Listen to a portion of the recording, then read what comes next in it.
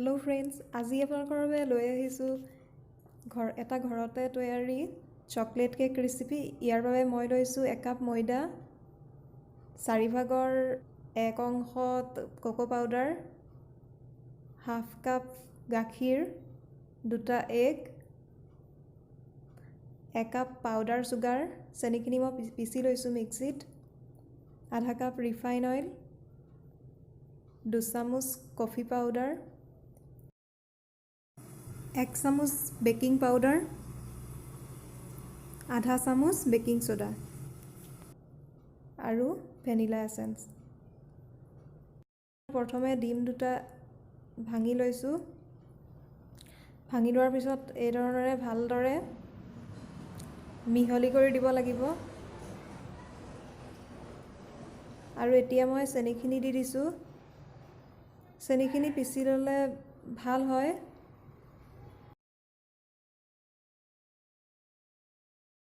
এখন চেকনিৰে ময়দাখিনি ভালদৰে চাকি ল'ম।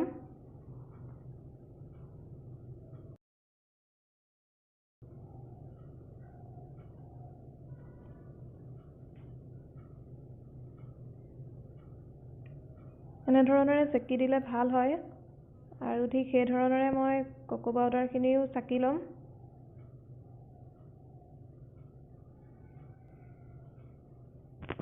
কফি পাউডাৰ,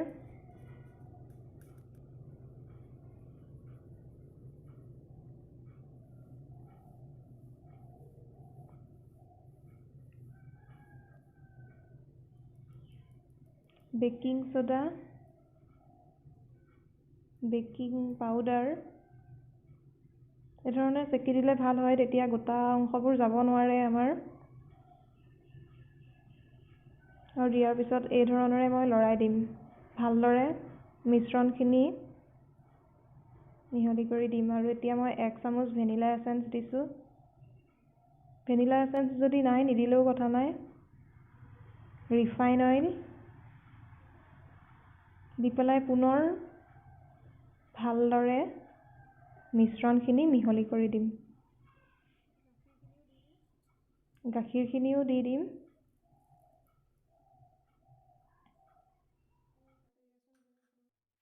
আৰু এচিকুটমান নিমখ দি দিছোঁ, তেতিয়া টেষ্টটো ভাল হয়।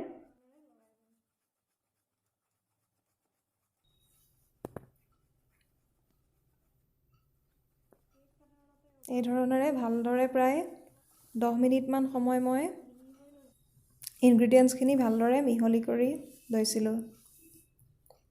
আৰু এতিয়া মই কেক পেনত এখন বাটাৰ পেপাৰ ৰাউণ্ড শ্বেপত কাটি এই ধৰণেৰে দি তাত মই বাটাৰ চাৰিওফালে এই ধৰণেৰে সানি দিছিলোঁ। এই ধৰণেৰে বাটাৰখিনি সানি দিলে আমাৰ উলিওৱাত সুবিধা হয়।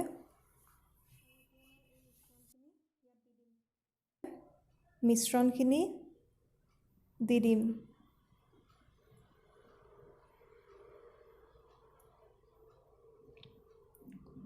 মিশ্ৰণখিনি দিয়াৰ পিছত এই ধৰণেৰে ডাব ডাব কৰি দিব, যাতে আমাৰ এয়াৰ বাবলছখিনি ওলাই আহে।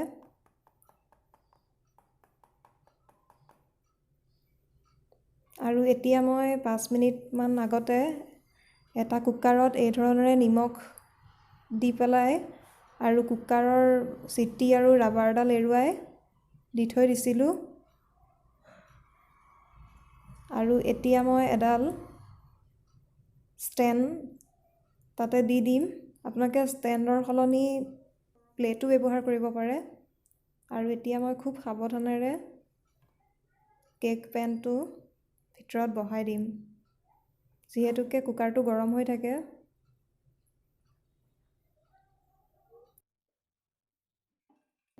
কুকাৰৰ ঢাকনিখন বন্ধ কৰি পেলাই প্ৰায় 35ৰ পৰা 40 মিনিটমান সময়ৰ কাৰণে ল' ফ্লেমত ৰাখি থ'ম।